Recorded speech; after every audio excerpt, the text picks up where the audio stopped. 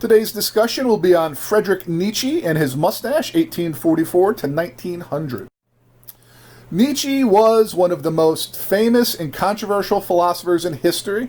He was an 1800 German, and he is a major impact on the existentialism, which we'll talk about.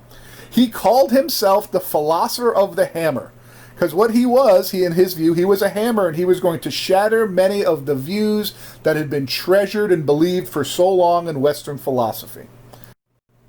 Sometimes people don't want to hear the truth because they don't want their illusions destroyed. In other words, illusions, things that are wrong, and the truth sometimes people don't want to hear.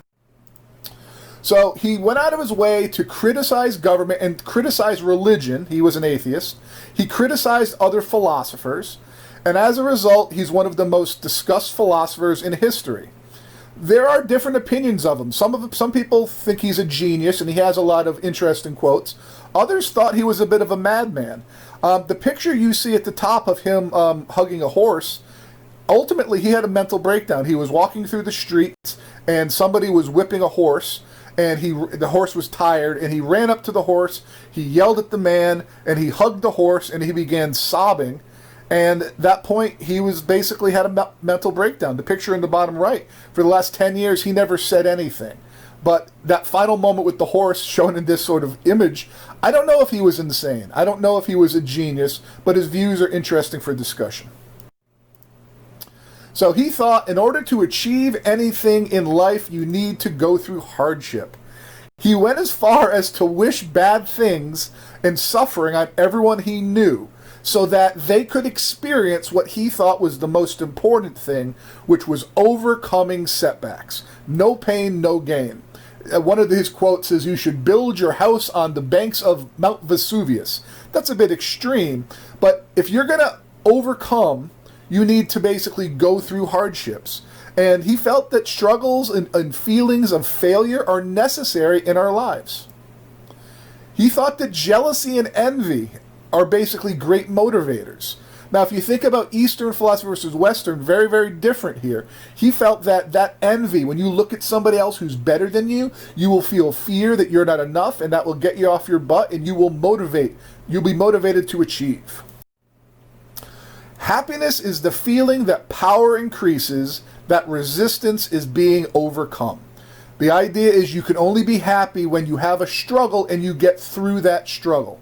On the right side, believe me, the secret for harvesting from experience the greatest fruitfulness and the greatest enjoyment is to live dangerously. And there's the quote on Mount Vesuvius. He felt that putting yourself out there and failing and then achieving after failure was what life was about. What does not destroy me makes me stronger. You also may have heard of what does not kill me makes me stronger. Famous quote from Nietzsche having to do with the overcoming. So Nietzsche felt that problems should not be avoided and ran away from. We tend to do that. He actually went out of his way to say alcohol and religion were narcotics. In other words, they allowed us to forget our problems. Alcohol because you're drunk, religion because it's God's will or whatever. Nietzsche, once again, was an atheist. He felt that you should welcome the problem so that you can overcome the problem. To live is to suffer. To survive is to find some meaning in that suffering. So his beliefs, believe it or not, he considered very life-affirming. One of his famous quotes was, "Become who you are, realize who you are, and become that." He felt that to be happy, you have to live this life right now at this moment. Whatever's going on, it doesn't matter. You have to basically embrace the moment. His quote, "My formula for greatness is amor fati." We've talked about that a few times. That's loving your fate. He felt that the pain and the troubles and our enemies allow us to improve, allow us to test ourselves. And we should welcome them. We should actually love them. Really hard to do this, but this is his view. He said the most harmful type of life-denying philosophies are those that talk about some dream in the future, or, in the case of religion, some heaven that will basically take away all your pain and sorrows. He said that denies life right now. We need to grasp life with all of its suffering and achieve. No one can construct for you the bridge upon which precisely you must cross the stream of life, no one but you yourself alone. So, he felt this present world had lost a lot of importance in the eyes of religion, and it was just sort of a stepping stone. You need to behave, you need to do the right things, you need to follow the holy books, and therefore you will be able to achieve heaven. He felt that allows us to forget life right now and turn away from it. He said a lot of the things that society's morality says are bad are actually the things that make life worth living, while many good things actually limit us. So he said, it's not good to make a fool of yourself in public or dance in the street or things like that, because those things are bad. But he said those things bring you happiness. Religion historically taught that sexual desire was sinful, that you should only have sex for the means of procreation. And he felt the guilt that went with that was wrong. He felt that his philosophy was life-affirming and cheerful because it put emphasis on this life. And those who were seen dancing were thought to be insane by those who could not hear the music. The idea that most people kind of hold themselves back and follow the dictates of society, the rules of morality, he felt that was ridiculous, and he heard his own music. Ethics. He said he was the first immoralist. He went out of his way to criticize Kant and Mill, saying ultimately making these ethical rules was foolish. He said ethics as the system exists today is harmful for society because it allowed the weak to rule the strong, and we'll explain what that means. He was against any sort of morality for all, meaning equality for all. He thought that was harmful and kept back extraordinary people. You have your way, I have my way. As for the right way, the correct way, and the only way, it does not exist. He actually called himself a perspectivist, meaning everybody has a different perspective. There is no right way. There are no facts, there are only interpretations. So, his solution is you need to have some courage to go after your goals and forget all of the objections from society and laws and rules. We should take control of our own lives and bring ourselves happiness. The things that make you happy should not be determined by what others think or what society says is the way to live life, but by you. You need to follow the rules of you, not of society. His quote on the right, the individual has always had to struggle to keep from being overwhelmed by the tribe. The tribe was everyone else, and he said we should be our own person.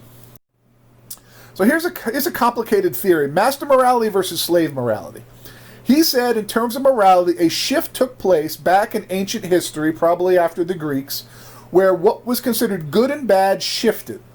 He said in the original system of good and bad, when it was master morality, things that were good were things like being wealthy, strong, healthy, and having power. Those were what a Greek hero would have. Those are good traits. And bad traits, those would be what the slaves had who were under the masters. Poor, weak, sick, pathetic. They basically correspond. Wealth is good, poor is bad. Morality is the herd instinct in the individual. Morality meaning everybody must behave the same way. The herd, a concept we will come back to in a little bit. He felt that this slave morality at some point had a revolt. And what it was able to do, it was able to turn a positive, like being wealthy, into a negative, like calling it greed. Because people couldn't accept that another person had more than them. The little quote on the right I kind of enjoy. I have often laughed at the weaklings who thought themselves good because they had no claws.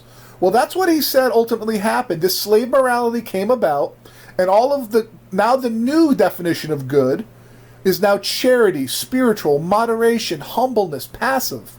And evil is cruel, selfish, wealthy, aggressive. But actually it just sort of flipped it. He felt that the slaves criticized what they wanted but could never have. And they began praising what they did not want, but they happened to have. So here's a picture from School of Life, I believe it is, from their PowerPoint. So sexlessness, in other words, nobody's interested in you from the opposite sex, so now you're pure. And you're too weak to do anything, so you're good. You're not able to take revenge, so you're full of forgiveness. If you were able to take revenge, you would. The doctrine of equality. There exists no more poisonous poison, for it seems to be preached by justice itself, while it's the end of justice. He was not a fan of equality for all. He thought some people potentially could strive and move forward, and society trying to hold them back was wrong. Will to Power, a book that was published after his death. His concept of will to power goes in response to Schopenhauer's will to live. Will to live was that our desire that pushes us in life is to procreate, is to make good offspring. Nietzsche said no. He said that struggle to survive that Schopenhauer talked about is secondary. The most important thing is to expand one's power. All you got to do is look at how animals and people risk their own lives through warfare and struggle in order to increase their own power. We want power as our main desire. Now, it's interesting. This book, as I said, came about after he passed away. And the book itself was distorted a little bit. His message was distorted a little bit. And it was used by people like Hitler. He didn't say all of the things that the book made it seem like he said. His brother-in-law actually threw some stuff in there. We'll come back to that in a little bit. He said we need to reevaluate all of our values, to examine all of the ways we're used to thinking, to see what's right and to see what's wrong. One of the most controversial things he ever said, and it was on the cover of Time magazine, is God dead? His belief, his phrase, God is dead, is not meant literally. I'll say that again. It's not meant literally because he didn't believe in God. He meant in terms of the power that God's laws had over people is now gone. People use rationalism, meaning they think for themselves, and people use science, the whole idea of evolution, so that religion's power was gone. It's not saying God is dead, but rather the power of religion is no longer a force in people's lives. He felt the death of these beliefs, that religion kept people sort of in check and in line. Now that these beliefs were gone, he did not see it as a good thing at all. Nihilism, or nihilism, I call it nihilism. He was one of the people who introduces nihilism, and he says now that the belief in God is not as strong, that belief kept people in line, it gave people a meaning in life, and he said that now that that belief isn't as strong, we are entering an age of nihilism, which basically means nothingness, nothing matters. When you see Nietzsche, more than any other philosopher, is in a lot of movies, referenced in movies from Good Will Hunting, and probably 100 different films. And a lot of times they illustrate a young person, a high school age person, who just hates life and is full of nothingness. Nietzsche himself feared that. He didn't want that. But the way it's shown in media, it was saying that he wanted nihilism. He thought this nihilism, that saying that nothing has any importance and life has no purpose, I may have just said that, he thought that that was one of the biggest crises in the history of man. Whether man recovers from it, whether he becomes master, is a question of his strength. He was not saying nihilism was good, he was saying that's what we're headed for when religion's ethics and morality go away. The ubermensch. This is probably Nietzsche's most famous concept. He said that we are capable of becoming something better than what we are now. Once these chains of ethics and morality and social norms and religion are gone, you see in the bottom the evolutionary chart. He said, why should we think that the thing all the way in the right, the man, is the most powerful and is the end result? He said it's possible that something else could come after the evolution. So ape turned to man, what will man turn to? Nietzsche talked about something called the ubermensch. The ubermensch means Superman. Here's a quote from his work, Thus Spoke Zarathustra. I teach you the Superman. Man is something that should be overcome. What have you done to overcome him? What is an ape to men? a laughing stock or a painful embarrassment, meaning we look down on apes. And just so shall man be to the Superman, a laughing stock. Man is a rope fastened between animal and Superman, a rope over an abyss. So this ubermensch, or Superman, or overman, he felt is the only thing that could end nihilism. Nihilism is this nothingness. Everybody's going to be all, there's no purpose in life, woe is me. And he felt that there will come this Superman who will live life by his own values. He's confident, he's not held back by society. His quote, someone who elevates himself over others in order to go beyond the limits of established morality and social norms in an attempt to decide for themselves what's good and evil without listening to the complaints of the herd. That would be the Superman. Morality is a fiction used by a herd of inferior human beings to hold back the few superior ones. So the herd is everybody else. All of the masses, most of us, we all act alike and we think alike. We all have got ripped jeans and purple shirts that say pink, and we all go bah and we march to the left. He said that the herd, they have no ambition. They are men, quote unquote, but they have no real commitment. They can't dream for themselves. They don't go after what they want. All they want to do is do the safe life that everybody else does. It's okay if you want to do that, but he felt that this Superman or ubermensch could go beyond the herd. He felt the herd mentality limits possibilities that someone could have in life. The herd prevents people from creating new ways of thinking and acting. So Nietzsche said that this Superman would create new values. He wouldn't just follow the herd. He will not follow the morality of everybody else who only just wants to be average and mediocre and quiet and boring. He felt the Superman would go above the accepted norms and ethics of the herd, and he will decide for himself what is good and what is bad.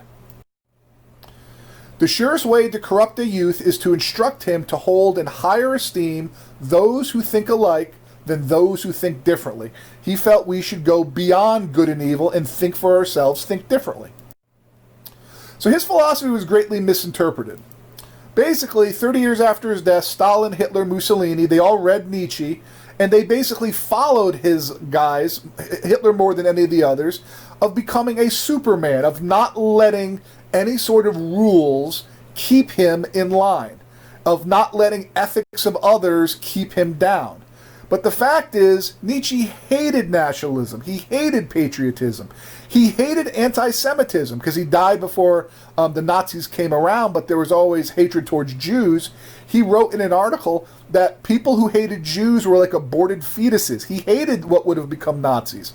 He would have definitely strongly gone against any government like the Nazis that suppressed individuals. But yet, Stalin, Hitler, and Mussolini all followed his opinion that we should not be held back by rules that came before us. Misinterpreted, but unfortunately Nietzsche is often attached with this concept. Eternal recurrence. He said in a thought experiment, if you could imagine your life repeating over and over and over and over the exact same way as it has forever, which each moment happening in the same way, if you can look at this happily, then you are living life correctly. But if you're full of lots of hatred and horror and regret that your life has to be lived the same way, you're not living correctly. He said, if you live correctly, you'll have no regrets. You'll learn to love what's happened to you, grow from it, overcome it, and then be satisfied that life could happen the same way over and over and over again. The film Groundhog Day is slightly based on this concept. Become who you are. Do what only you can do. Be the master and the sculptor of yourself.